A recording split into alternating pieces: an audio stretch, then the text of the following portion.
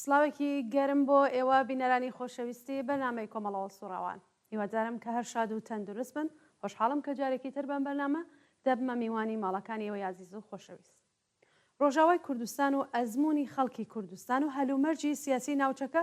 بابەتی گەرمی میدیاکانی ئەمڕۆیە. دژمنانی خەڵکی کوردستان بەتایبەت ڕژیمی تورکیە بەخۆی و هێزە مرتجعەکانی نزیک لە خۆیەوە بەردەوام بە هەڕەشە و لێدوانی مەترسیدار دەیان هەوێ هێرش ببنە سەر خەڵکی کورد کە ئەزمموونێکی سەرکەوتوانیان بۆ خۆیان تۆمار کردووە. لەم هەلومەرجەدا خەڵکی ئازادی خواز و شۆڕژگەر لە سەرتاسەری جیهان بەتایبەت لە بەشەکانی تری کوردستان چارکێکیان دەکەوێتە سەرشان و لە ئێستادا هەلومەرجی نوێ چه جۆرە هاوپشتی و پشتیوانیەک دەخوازێت. ئەمانە و چەند پرسیاری تر لەم بەرنامەیەدا ئاراستەی هاوڕێ سەلام قادری ئەندامی کمیتەی ناوەندی کۆمەڵە دەکەین کە هیوادارین جێگەی سوود و ڕەزامەندی ئێوەی ئازیز بێت. هاوڕێ سەلامم کاتت باش، سپاس بۆ ئامادەبوون بەرنامەی کۆمەڵە سوڕانیم هەفتەوە. سڵاو هاوڕێ گوڵنازی خۆشەویست، سڵاو لە جەناب تۆ هاوکارانت. زۆر سپاس بە خێراتن دەکەم. کاک سەلام، لە کاتی ئێستادا سووریا بە چه قۆناغێک تێدەپەڕێتەوە ئەم قۆناغە چۆن دەبیننەوە؟ بەڵێ بەداخەوە بینیمان دوای ئازار و برینێکی زۆر کە لە نەتیجەی دوو پرۆسەیە بۆ خەڵکی سووریا دروست بوو بۆ شۆڕشی هەخوازانەی ئەو خەڵکە لەوێ دروست بوو، یەکێکی دەخاڵەتی خارجی و یەکێکی سەرکوتی بێڕەحمانەی ناوخۆیی. ئەم دوو پرۆسە ئەم دوو دەخاڵەتە ناحەقا لە بزوتنەوەی خەڵکو لە چارەنووسی وڵاتە کارێکی کرد کە بۆ دەیان ساڵ گروپگەلی چەکدار دەست بگرن بەسەر وەزعەکە و خەڵک ئاوارە بن و بارحاڵ بارودۆخی ژیان شیرازەی ژیان لێک هەڵوەشا و هەموو چارەنووسی خەڵک کەوتە دەست گروپە چەکدارەکان و ئەرتەشی بەشار ئەسەد. بینیمان کە لە نەتیجەی ئەو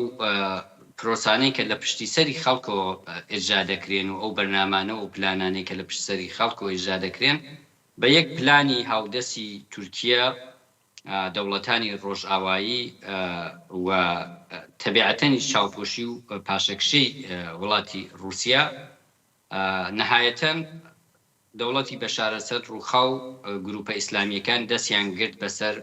ئەو شۆڕشەیانی ئەو شۆڕشەیان موسادرە کرد بە نەفعی گروپە چەکدارەکە. بەڵای کاک سەلام، بۆچی نەک دڵخۆشیەک بە سیمای خەڵکی سووریەوە دیارە کە ئەمە وەکو خۆشتان ئاماژتان پێکرد شۆڕشی خەڵکی سووریە بەلاڕێدا ئەچوو، بەڵکو ناڕزایەتێکیش بەهاتنە سەر کاری هێزە مرتەجەکانی سەر بە تورکیا کە بەهاتەشە ناسراوە بەڕوونی دەبیندرێت. بەڵێ لە ڕاستیە من پێم خۆشە بوو ئەم بەرنمەیە کە بەرنامەی کۆمەڵەوە هەرسوڕاوانە وە زیاتر دەمانەوێ ئەو بابەتانەی ئەو دەرسانەی کە لە ڕووداوەکان بابەتیە بۆ خۆشمان لە کوردستانی ڕۆژهەڵات و بۆ ئێمە بۆ خەڵکێکیش کە لە ڕۆژهەڵات دەژین بابەتیە، من هەوڵە دەم بیبەسمەوە بە گرەی بدەمەوە بەوەی کە ئێمە چۆن دەتوانین دەست بگرین لەم ڕووداوانە و چۆن تێبگەین لە ناوچەیە کە تێدا دەژین. لە ڕاستیە ئەوەی سێتر ڕوونە کە لە هیچ گۆڕانکاریەک تەنانەت لە شۆڕشی ئێرانیشەوە ئەو بارودۆخەی بەسەر ئەفغانستان هێنرا و ئەوانە ئەوە ڕوونە کە لە هیچ گۆڕانکاریەکی ڕۆژهەڵاتی ناوەڕاستان نییە کە دەوڵەتانی ڕۆژئاوایی و دەوڵەتە خاوەن بەرژەوەندە جۆرا و جۆرەکان چ زلهێزی ناوچەی چ زلهێزی جیهانی دەخاڵەت دەکەن و ئەو شتێکی کە زۆر تازە نییە بەڵام بە شکل و شەمایەڵێکی تر خەریکە دووبارە دەردەکەوێتەوە ئستفادەکردن لە میلیشیایە لەم دەخاڵەتانەی کە دەیکەن و تەبیعەتەن وەختێ کۆمەڵێ میلیشیا هەمیشە خەباتی شۆڕشەکان و هەمووشە شۆڕشەکان بۆ ئەوە بووە کە دەسەڵات بگەڕێندێتەوە بۆ خەڵک، کە خەڵک زیاتر لە چارەنووسی خۆیانە دەخاڵەتگەر بن، خەڵک بڕیار بدەن چۆن ژیانی خۆیان بڕێوەبن، چۆن ژیانی خۆیان ڕێک دەخەن. بەڵام کە میلیشیاکان زاڵ دەکرێن، تۆ لە دەوڵەتێک کە تۆزێ نەزم و نظامێکی هەیە ئەکەویتە ژێردەسی کۆمەڵێک گروپ کە لە واقعات زیاتر سوڵتە ئەزانن، زیاتر زۆرە ملی بە زۆرە ملی حکومکردن دەزانن. یعنی تۆ لە دەوڵەتێک کە ئەزمونێکی هەیە لە ئیدارەی وڵات بە هەموو نابەرابەری و بە هەموو جەن بە سەرکوتگەرەکانی ئەمڕا دەکەویتە داوێنی کۆمەڵی گروپی چەکدار، کۆمەڵێک کە لە ڕۆژاوا دەڵێن چەتەکانی داعش، چەتەکانی ناوی جۆرا و جۆریانەیە جبهەی نەسرە و یا فڵان و فیسار، تۆ دەکەویتە داوێنی ئەمانە. جا بۆیە بەڕاستی دوای ئەو هەموو برین و ئازارە، دوای ئەو هەموو ئاوارە بوون و چەند مەسەریەکە خەڵکێشایان لە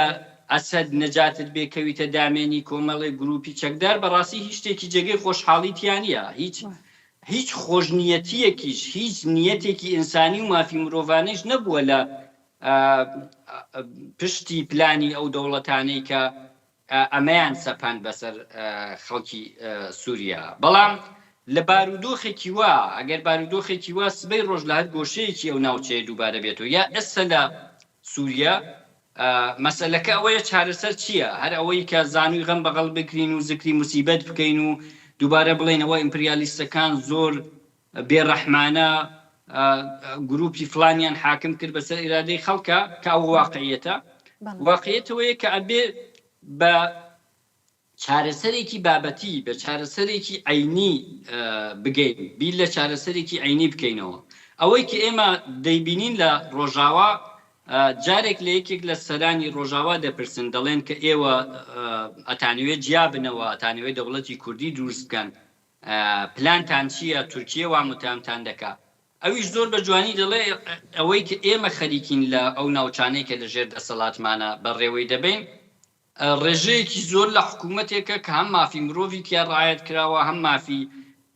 ژنانی تیا ڕایەت کراوە، هەم خەڵک دەخاڵەت دراون لە چارە نووسی خۆیانە، و ئێمە ئەوەمان دەوێت بۆ سووریەش. جا ئەوەی کە ئێستا گرنگە،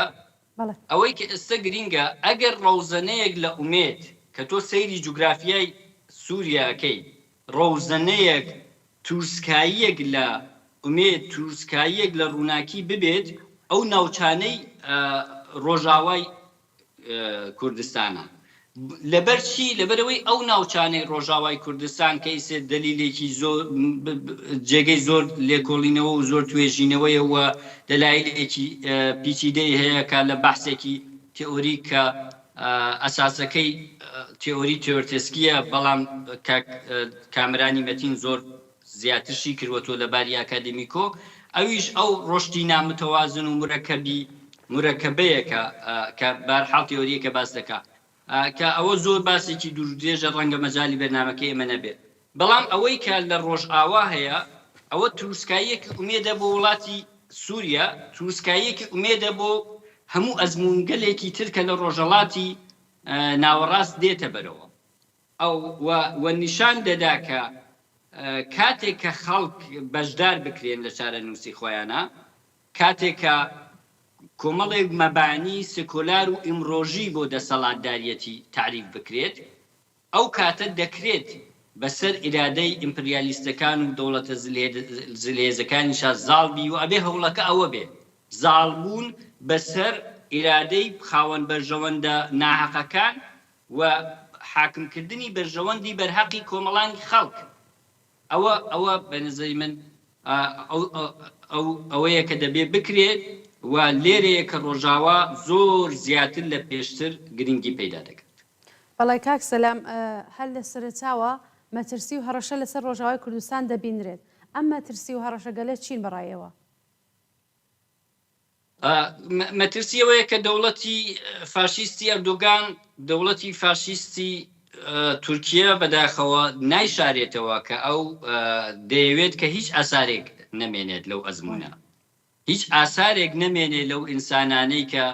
ئەگەر لە دنیا کۆمەڵێک ئینسان بن کە ئەبێ نۆبلی سوڵحیان پێبێ، ئەبێ نۆبلی شرافەت و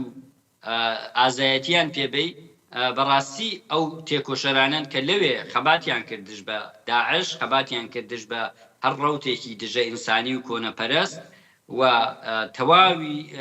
وزەی خۆیانیان دانا بۆ پاراستنی خەڵک، بۆ پاراستنی مەدەنیەت، بۆ پاراستنی ژیان.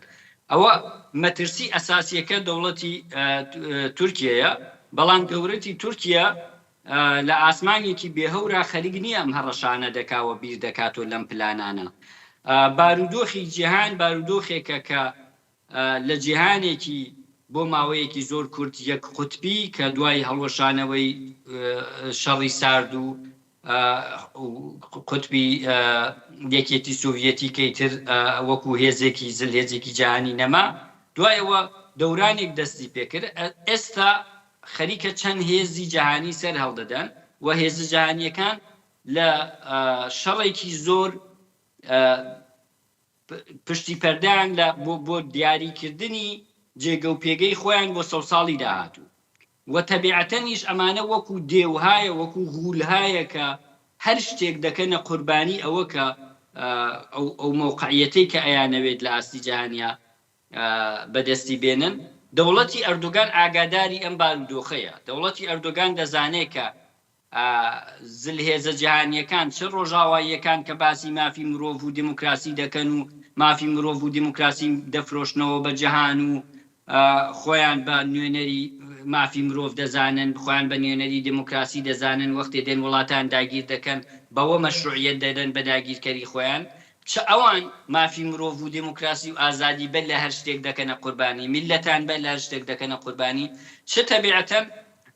دەوڵەتێکی وەکو دەوڵەتی رووسیا و لەم بارودۆخە ئەردۆگان باش دەزانێت کە مەجالهایەک دێتە پێشەوە کە ئەتوانێت نەخشە بێڕەحمانە و فاشیستیەکانی بباتە بەرەوە بە نەزەری منەوە گەورەترین مەترسیە و مەترسیەکەی شەوەیە کە هیچ هێز و دەسەڵاتێک نییە لە دنیا لە واقعە تۆ بتوانی ئومێد لەسەر ئەوە هەڵبچنی بێژی ئەم دەسەڵاتە ئەم بەهۆی ئینسانی بەهۆی ئەوەی کە خەڵکیش مافێکی هەیە ڕێگە نادا بە هەر پلانێکە لەوێ ئیجرا بکرێت تەنیا و تەنیا ئامراز و وەسیلەیە کە ماوەتەوە بۆ بەدەستی ڕۆژاواوە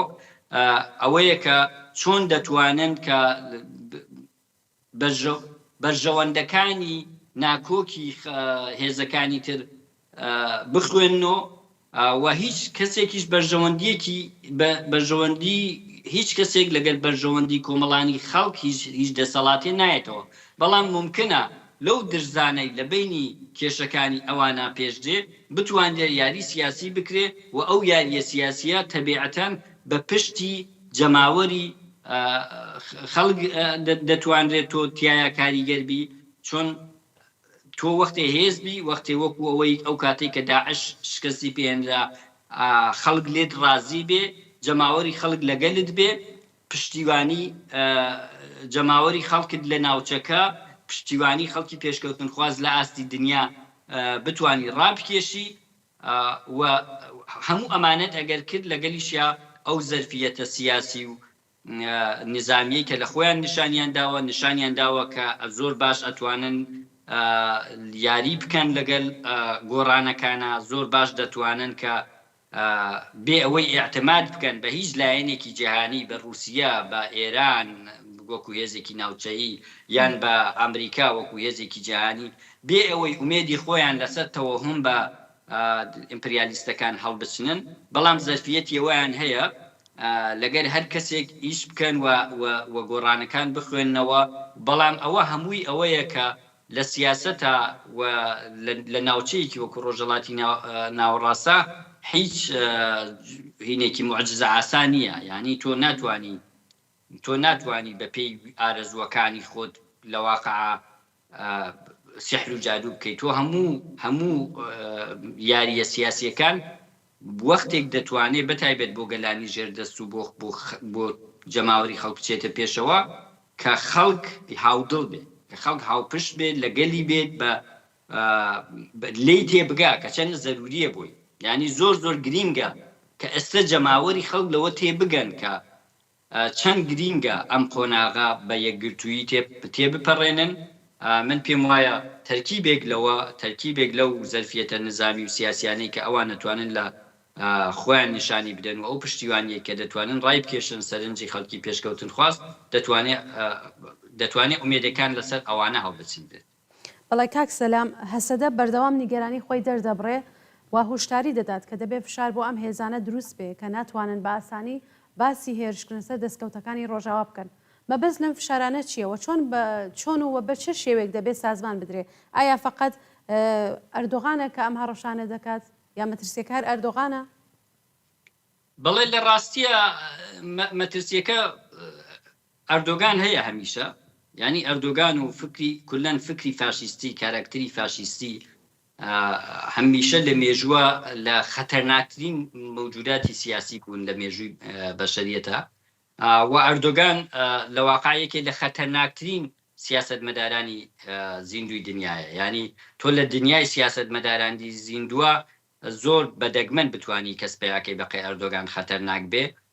ڕەنگە ئەگەر بۆ هەموو مێژووی سیاست بگەڕێتەوە تۆ بتانی هیتلەر پێیاکەی کە تۆزێک لە ئەردۆگان خەتەرناکتر بوو بێ، ئەوە لە شوێنی خۆیەتی. بەڵام لە ڕاستیە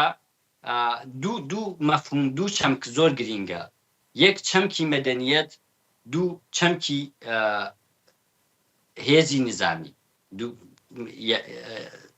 لە ڕاستیە ئەوەی کە ڕۆژاوا هەوڵ دەدات دنیای لێ تێبگەێنێ، دنیای لێ بەخەبەر بێنێتەوە، دنیا ڕابستڵەکێنێ، ئەوەیە کە بە هەزاران داعشی جەنایەتکاری کە زەرفێتی هەموو جەنایەتێکیانەیە ئێستا لەو ناوچانەی ژێر دەسەڵاتی ڕۆژاوان و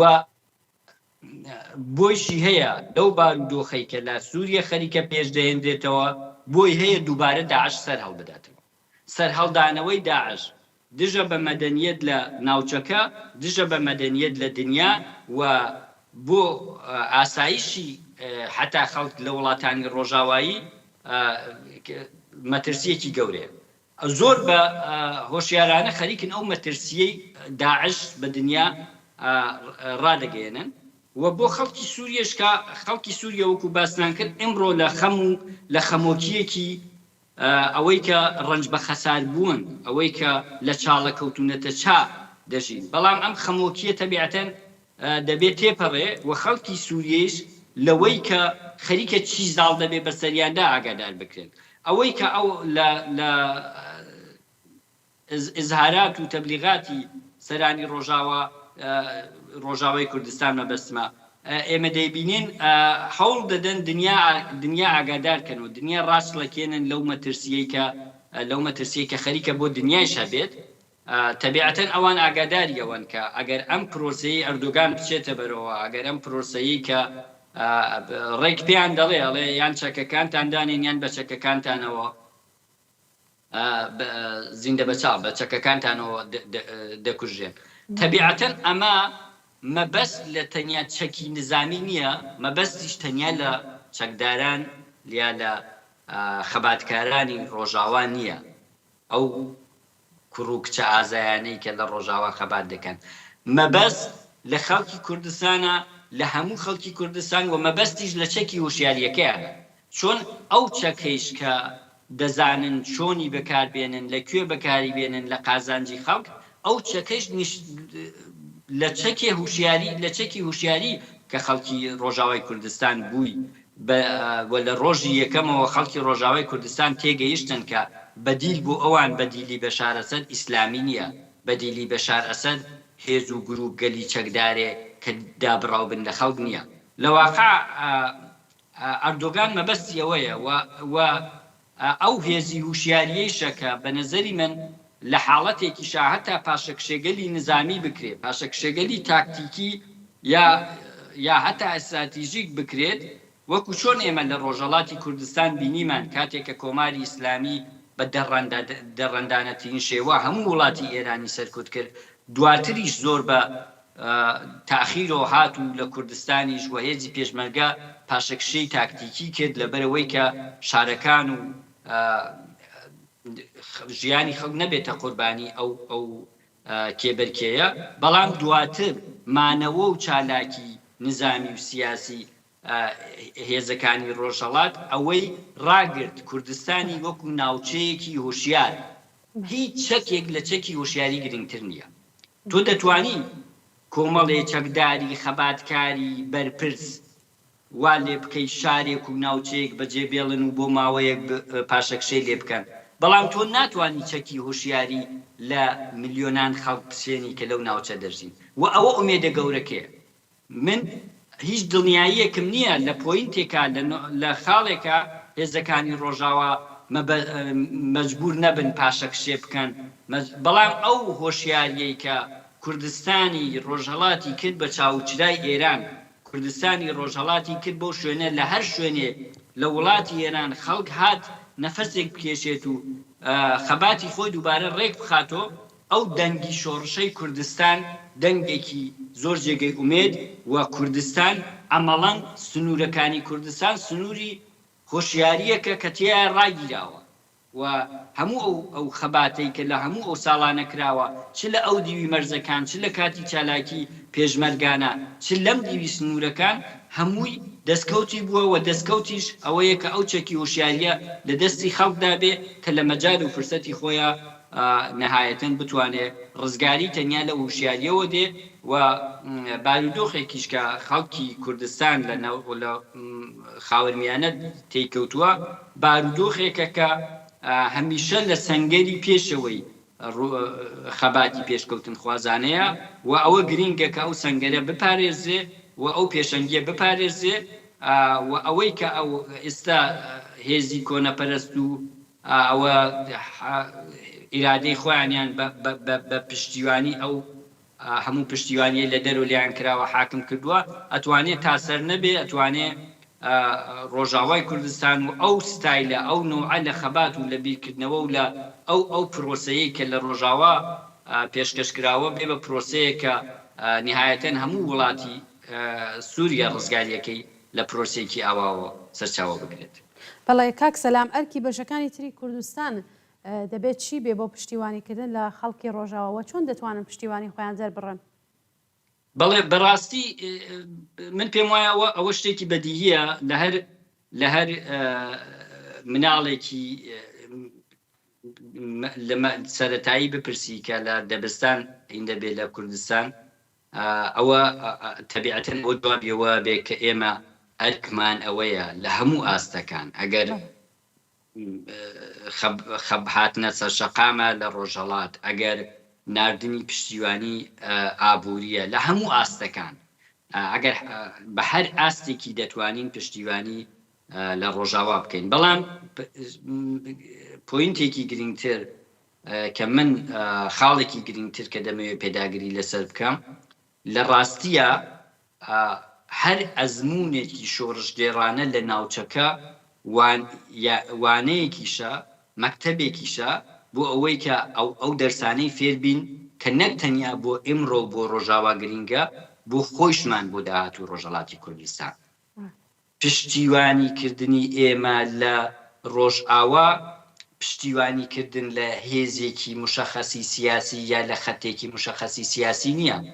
پشتیوانیکردنە لە ئەوەی کە مافی خەڵک بۆ دیاریکردنی چارەنووسی خۆیان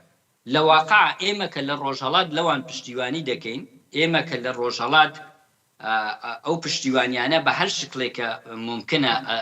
دەیکەین لە واقع خەریکین تەمرین دەکەین بۆ دوا ڕۆژی خۆشمان لە واقع خەریکین پرۆڤە دەکەین لە واقع خەریکین خۆشمان ئاموزش دەدەین خۆشمان پەروەردە دەکەین بۆ دوا ڕۆژی خۆمان بۆ دوا ڕۆژ بۆ ڕۆژهەڵات و زۆر جار ڕەنگە مەسائلێک بێنە پێشەوە یا لە حاشیەوە کۆمەڵێک بابەت بێندێتە پێشەوە کە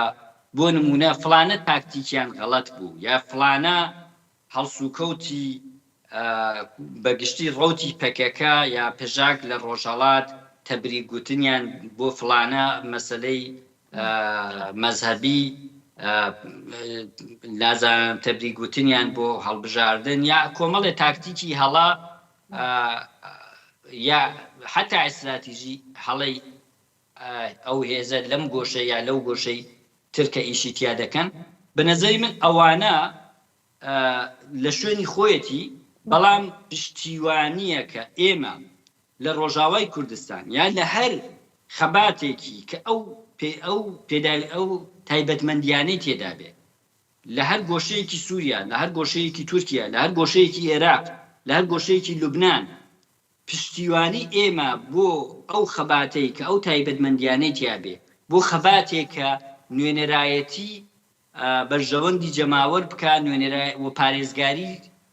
لە جەماوەر لە ژیانی مەدەنی خەڵکی لێ بێتە ئاسۆ ئەوە ئەرکێکە کە زۆر جیایە لە تەوافقی ئێمە لەگەڵ ئەم تاکتیکیا ئەو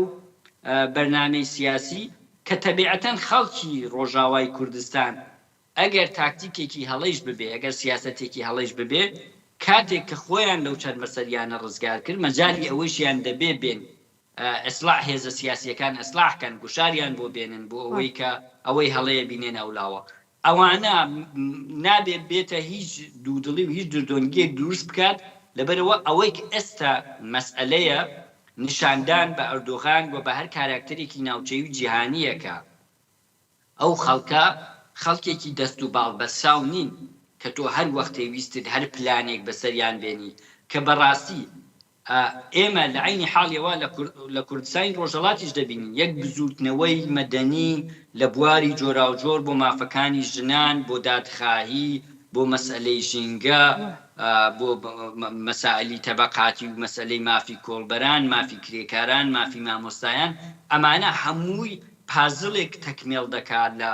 بەشداری خەڵک لە چارەنووسی خۆی لە ئاستی کەلان یا لە ئاستی ورتر و ڕۆژانەتری ژیانە بەڵام ئەم مەدەنیەتە چەنە گرینگە ئەم بەشداریەی خەڵک لە چارەنووسی خۆیان بۆ ئیمڕۆیش و بۆ داهاتووشیان گرینگیەکەی چییە لە ئیمڕۆ بە کۆماری ئیسلامی و هەر هێزێکی ناوچەیی نیشان دەدا کە خەڵک لە وڵاتە بە هەموو بە قامەتی کۆمەڵایەتی خۆی خەریکە پارێزگاری لە خۆی دەکا و بە هێزە سیاسیەکانیش بە ئەحزابی سیاسی نیشان دەدا کە ئەم ناوچەیە ئەوە نییە تۆ سبەی ڕۆژ ئیرادەی حزبی خۆت زاڵکەی بەسەریا لە واقع ئەبێ ئەبزارە حزبیەکان کە دەستکەوتی ئەو خەڵکان کە بە خوێنی ڕۆڵەکانی ئەو خەڵکە ئەمڕۆ بە ئەمانەت بەدەستی ئێمە ومانانی کاراکتەری سیاسیەوەیە ئێمە دەبێ ئەو ئەبزارانە بخەینەوە دەستی خەڵک و بیخێنەوە خزمەتی خەڵک و دوا ڕۆژ لە ڕێگەی شۆراکانی خەڵکەوە ئەحزاب خزمەتی خەڵک بکەن نەک ئەحزاب بێن دەسەڵاتێک لەسەروی خەڵکەوە دروست بکات ئەمە بۆ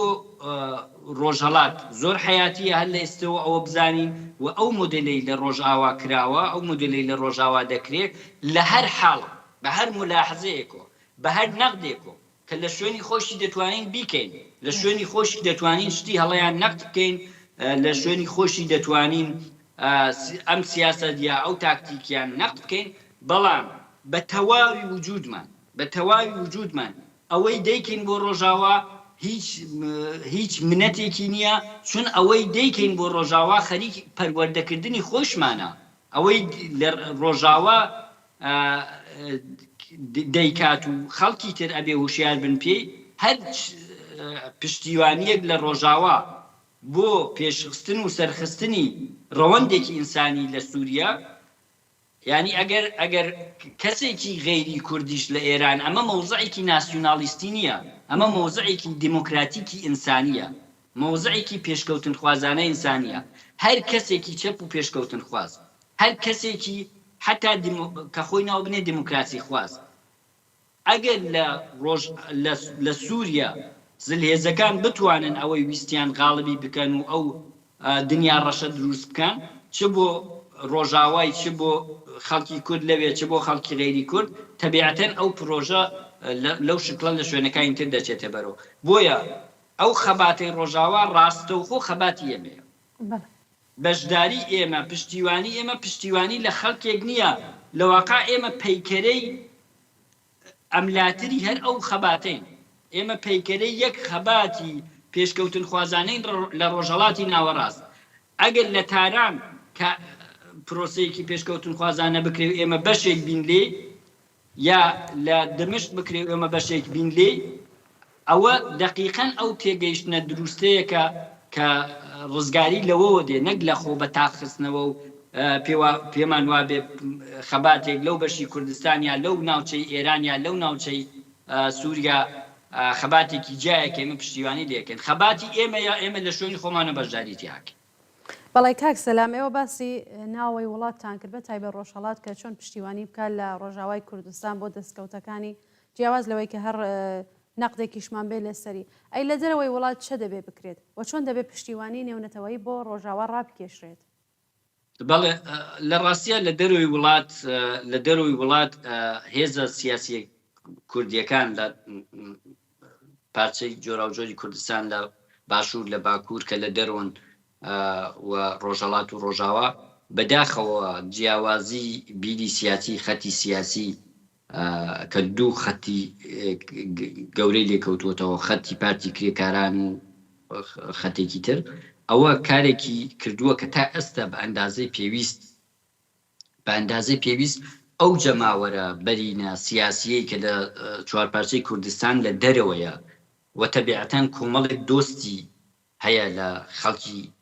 ناوچەکانی تری ئەو وڵاتانەی کە تێدا دەژی بەهۆی ئەوەی کە ئەمە ئەم وەزعیەتی ڕۆژئاوا وەزعیەتێک نییە بە حیزب و دوو حزب یا لە ڕێگەی ڕێکخستنی ئەگەر حزبێک کەم یا زۆر لە وڵاتێک کەسی ببێت لە ڕێگەی ئەوە بتوانی پشتیوانی ئەوە ڕێک بخەیت ئەمە هەموو یەکگرتوویەکی گەرەکە فەراغی دڵێکی گەرەکە کە هێزە سیاسیەکانی کوردستان بتوانن بە هەموو ئەو جەماوەرێ لە دەرەوە هەیە بتوانن بهێن نەشەقام ئەگەر ئەوە بکرێت ئەگەر هەموو ئەو جەماوەرەی لە دەرەوە هەیە جەماوەری چالاکی سیاسی و جەماوەری کورد کە لە دەرەوە هەیە ئەو وەختە ئەتوانێت خەڵکی ناوچەکانی تری سووریا و تورکیا و عێراق و ئێران کە لە دەرەوەن کەسانی سیاسی پێشکەوتن خواست ئەوانیش لەگەڵ ئێمە هەمڕا بکا سەرنجی ئەوانیش ڕابکێشێ ئەوانیش وا لێ بکا کە بە ئەرکی خۆیان هەستن ئەگەر ئەمە کرا تەبیعەتەن کاریگەری دیار دەبێ هەم ئەندامانی پاڵلەمانی وڵاتەکان ئەخاتە موقعیەتێک کە دخالەت بکەن فشار بێنن بۆ دەوڵەتەکانیان هەم سەرنجی جەماوەری وڵاتانی ڕۆژاوای ڕادەکێشت. بەڵێ کاک سەلام لە هاتنە سەرکاری ئەم دەسەڵاتدارانەی کە دوای ڕۆخانی بەشار ئەسەد هاتنەکار هاتنە سەرکار زۆر تاوان و زۆر جنایەتی ناشرینیان کردووە لە بەرچاوی خەڵکی ئەجامەکان و سەریان دەبڕن و لەسەر شەقامەکان دەیگەڕێن و هەروەها لە سوسیال میدیاکانیشا دەبیندرێت. ئەم تاوانانە چۆن دەبینن؟ ئایا ڕەوایە لەم کاتەدا ئاوا جنایەت هەیەکەکەن؟ بەڵێ بەڕاستی ئەم ڕووداوانەی ئێستا چۆن بە دڵنیاییەوە لە ماوەیەکی زۆر دوور لە کورتماوەدا لەوانەیە هەر هەمان بارودۆخی شۆڕژگێڕانە کە کۆماری ئیسلامی تێدا بگۆڕێت لەوانەیە شەرایطێک پێش بێت کە خەڵک قین و تووڕێی خۆی دەرببڕێت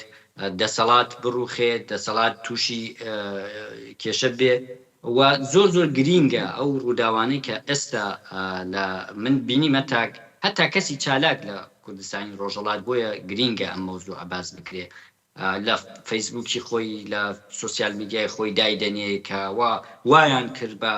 فلانە جەنایەتکاری ئەسەدەوە وایان کرد بە فلانە ئەفسەر و بە فلانە چی و دایدەنێ ئەوانە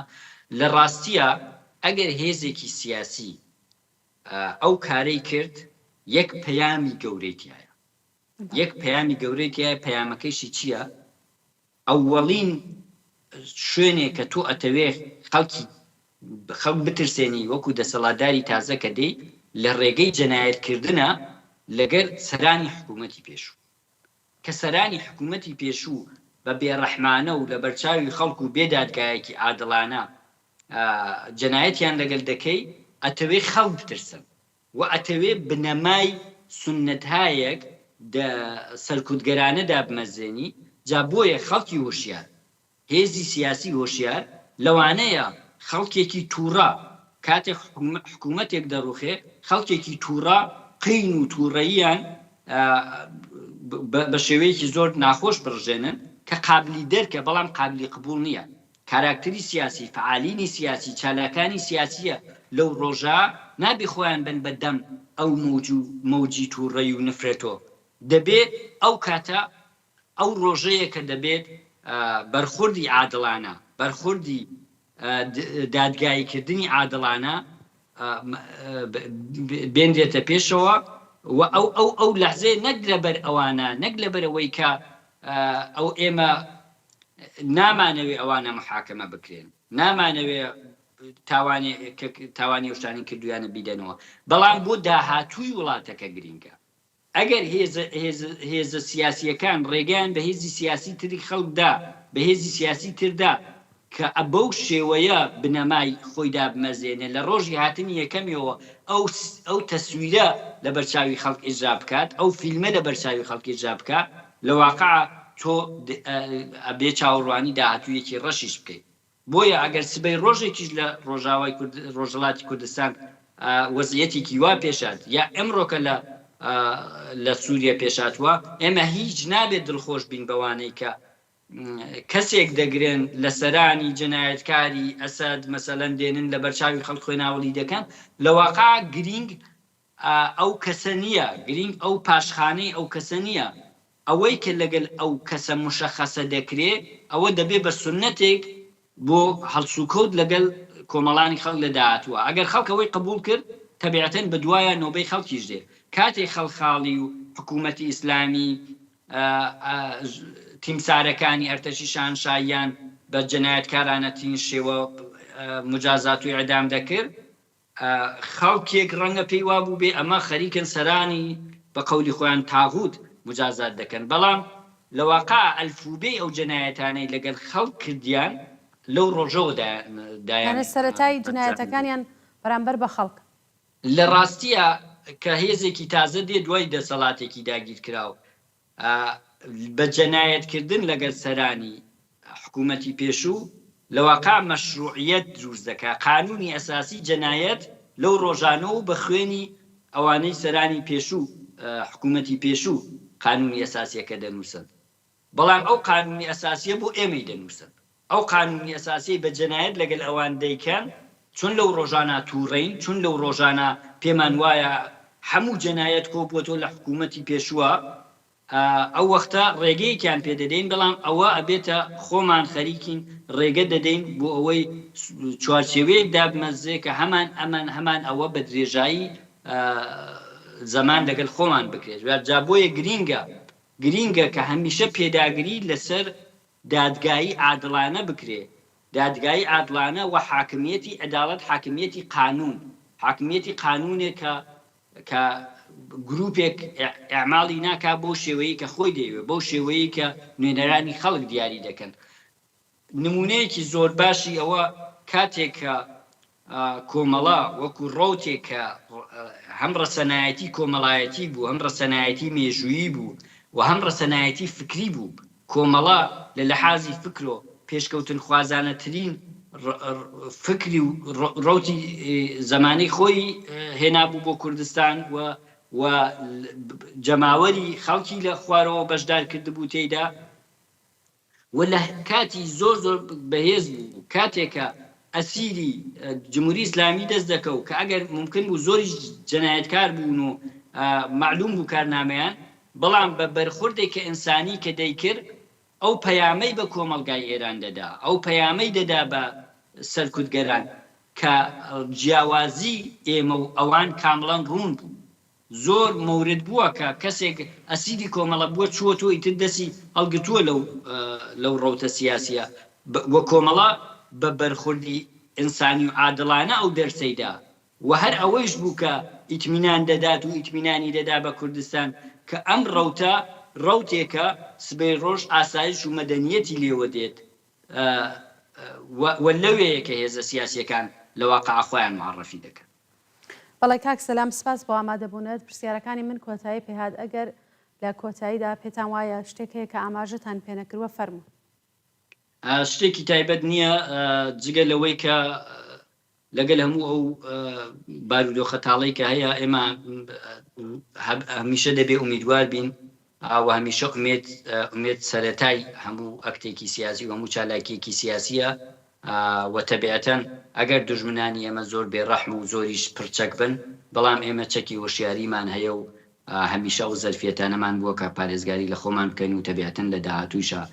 هەر ئەوە دەمان پارێزی. هیوای سەرکەوتن بۆ بچووکنەوەی حەقخوازانەی هەموو خەڵک لە ڕۆژهەڵاتی ناوەڕاست و بۆ خەباتکارانی حەسەدە و ڕۆژاوای کوردستانیش.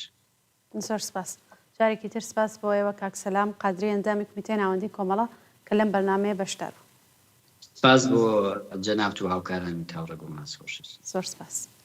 بەڵێ بینەرانی خۆشەویست، سپاس بۆ ئێوەش کە تا کۆتایی بینەر و بیسەریەم بەرنامەیە بوون. ماڵاوە. من ئەوبیم لا زیندانی تاریکا تكابر شاوم بنوازار القيداري باريكا حافظنجي أبشريني هنقاوم حافظنجي أبشريني هنقاوم من أوديلم لا بشوري فولاوان آسوي هواي ياش مرگیز ناکم آسوي خۆپاراستن لە زیانی جەستەیی بەهۆی هێرشی سەرکوتگەرانەوە. هەوڵدان بۆ ڕێگریکردن لە زیانە جەستەییەکان دەتوانێت کارێکی زۆر سادە بێت. بەڵام ئەم هەوڵە ئستراتیژیک، گرنگ و کاریگەرە. لە هەندێک حاڵەکدا چالاکوانان پێویستیان بە پاراستنی ڕاستەوخۆ هەیە. بۆ نمونە ئەگەر ناڕزایەتیەک لە زانکۆ دەستی پێکرد، هەوڵ بدەن بە کۆمەڵ لە زانکۆ دەربچن. تا قەرەباڵەتر و جەماوەریتر بێت، سەلامەتتر دەبن. ئەوانەی بەنیازن زیانتان پێ بگەێنن بە زۆری نایانەوێت جەماوەر شاید حاڵی کارەکانیان بن. لە زۆر حاڵەتدا بە ئامادەبوونی شاید حاڵان دەترسن یان لانیکەم زیاتر بیل لە دەرەنجامە نەرێنیەکانی کارەکانیان دەکەنەوە. ڕێکاری دووهەم، بانگهێشتکردنی کەسانی ناودار بۆ چالاکیە گشتیەکان. ئەگەر دەدرێژەی خەباتی ئەلەنیدا بەنیازی بەشداریکردنیت لە بەرنامەیەکدا و پێشبینی ئەوە دەکەیت کە دەستگا ئەمنیەکان بە تەمای نانەوەی تونند و تیژی و زیانگەیاندن بە بەشداربووانن، بانگهێشتی ئەو کەسانە بکەن کە کاریگەری کۆمەڵایەتی یان سیاسیان هەیە، وەک مامۆستای زانکۆ و هیتر، بۆ ئەوەی بە ئامادەبوونیان لە مەراسیمەکەدا یارمەتی دەربن بۆ ئەوەی دۆخەکە بە ئارامی بمێنێتەوە. زۆرێک لە چالاکانی سیاسی و کۆمەڵایەتی لە وڵاتانی دیکە ئەم شێوازەیان بۆ کەمکردنەوە و پێشگیری لە پەرسەندنی تونند و تیژی بەکارهێنەوە. ڕێکاری سێهەم، بە ئاگابوون لە بەشوێنەوە بوون. پێش ئەوەی بچیتە کۆبوونەوە گرنگ و نهێنیەکان، ئاگادار بە کەس بەدواتدانێت. بۆ نمونە دەتوانیت چەند بلۆکێک لە شوێنی کۆبوونەوەکە دوور بکەویتەوە و دوای دڵنیابوون لەوەی کە تۆ نەخوازاویت بچیتە ناو کۆبوونەوەکە. دەتوانیت پەنجەرەی ئەو ئۆتۆمبیلانەی کە لە کوچەکەدا وەستاون وەک ئاوێنەیەک بەکاربهێنیت بۆ ئەوەی ئاگاداری ئەوە بیت لە پشتسەری خۆتەوە کەس بە شوێنتەوە نییە. ڕێکاری چوارەم، گرنگی چالاکی دوور لە تونند و تیژی. یەکێک لەو خاڵە گرنگانەی کە زۆربەی چالاکوانان قبولیان کردووە کەمبوونی مەترسیەکانی چالاکیە مەدەنیەکانە. ئەم شێوازە لە چالاکی ستراتیژیەکی کاریگەرە بۆ کەمکردنەوەی ئەگەری دەست بەسەر بوون. ئەو چالاکوانانەی کە خەریکی چالاکی مەدەنین تەنانەت ئەگەر دەستگیر بکرێن و هەموو کارەکانیان دەربکەوێت، زۆر باشتر دەتوانن بەرگری لە کارەکانیان بکەن و لە کۆمەڵگەی مەدەنی و میدیاکاندا پشتیوانیەکی فراوانتریان لێ دەکرێت و ئەگەری سزادانیان کەم دەبێتەوە. ڕێکاری پێنجەم، کەمکردنەوەی بەڵگەنامەکان و لەناوبردنی بەڵگەنامە ناپێویستەکان. لە بارودۆخێکدا کە دەستگا ئەمنیەکان هەوڵی دەسڕاگەیشتن بەنهێنی و ئازادی تۆ دەدەن و بۆ ئەم مەبەستەش شێوازی گوێگرتن و تۆمارکردنی زانیاریە کەسیەکان و بەڵگەنامەکان بەکاردەهێنن، کاریگەرترین ڕێگا بۆ نەهێشتنی هۆکار بۆ دەست بەسەربوونت کەمکردنەوەی زانیاری و بەڵگەنامەی کەسیە بۆ پێشگیری لە دەستڕاگەیشتنی هێزە ئەمنیەتیەکان پێیان. بەڕەچاوکردنی ئەم خاڵە ئەمنیە ئەگەری دەستگیر بوونت کەم دەبێتەوە و لە حاڵەتی دەستگیر بووندا ئەگەری سزادان زۆر کەمتر دەبێت. ڕێکاری شەشەم، بەکارنەهێنانی تەلەفۆن بۆ ڕێکخستنی قەراری یەکتربینین. ئەگەر بتوانرێت تەلەفۆن بەکار مەهێنا بۆ دانانی کات و لە هەر چاوپێکەوتنێکدا کات و شوێنی کۆبوونەوەی داهاتوو بە شێوەیەکی ڕاستەوخۆ دیاری بکە. ئەگەر لە نێو هاوڕێ یان ناسیاوەکانتدا کەسانێک هەن کە بە هەر هۆکارێک بێت لە کاتی پەیوەندی تەلەفۆنیدا ڕەچاوی خاڵە ئەمنیەکان ناکەن، باشترین شت ئەوەیە کە وەڵامی پەیوەندیەکانیان نەیەیتەوە و بە شێوەی ڕاستەوخۆ قسەیان لەگەڵ بکەیت. ئەگەر لە هەندێک حاڵەتدا ناچار بوویت مۆبایلەکەت بەکاربهێنیت بۆ گواستنەوەی زانیاری وشەی نهێنی سادە کە گومان هەڵناخرێنێ و پێشتر لەگەل هاوڕێکانت لەسەریان ڕێکەوتویت بەکاربهێنە. ڕێکاری حەوتەم نەهێشتنی بەڵگەنامەکان لە ماڵەوە. بەڵگەنامە و زانیاریە هەستیارەکان هەروەها بەڵگەنامەی ناسیاسی بەڵام پێویست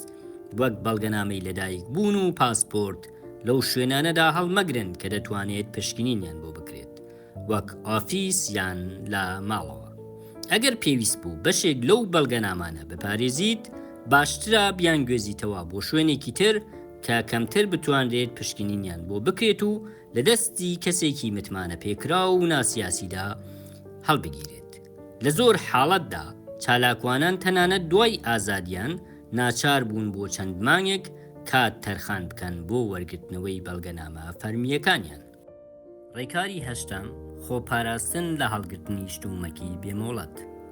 تا دەتوانیت هەوڵ بدا هیچ کەلوپەل و کەرەستەیەکی بێمەوڵەت لە ماڵەوە نەهێڵیتەوە. بۆ نمونە مەی